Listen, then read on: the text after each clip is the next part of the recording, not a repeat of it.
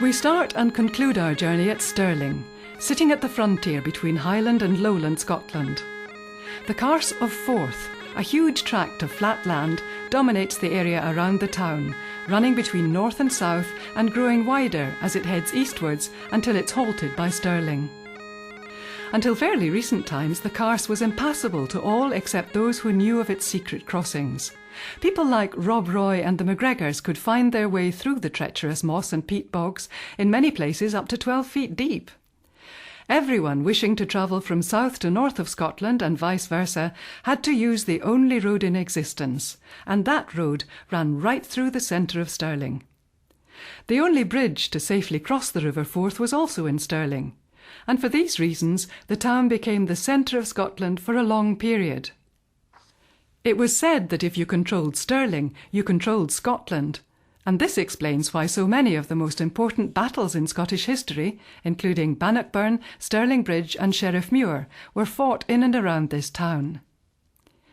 South of the town lies the field of Bannockburn, just off the motorway junction.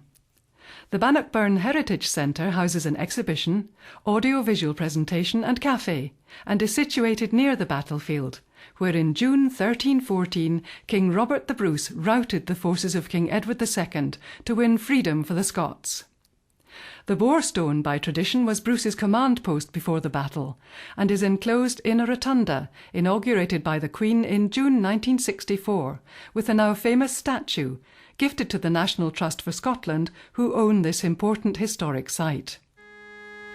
The battle was not what King Robert the Bruce wanted, but he was forced into this pitched battle when his brother Edward, besieging Stirling Castle, accepted a challenge from its English governor, that if by midsummer a year hence he was not rescued by battle, he would yield the castle freely.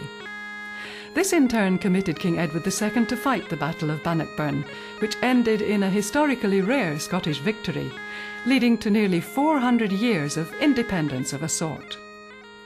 However, the Stone of Destiny, previously taken by Edward from Scone in 1296, was not returned to Scotland until 700 years later, in November 1996.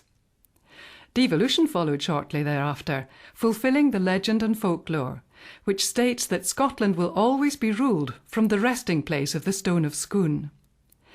It's now on display at Edinburgh Castle, where it was delivered prior to the home of the devolved Scottish Parliament being agreed, which of course is Edinburgh, down the Royal Mile from the castle near the Royal Palace of Holyrood.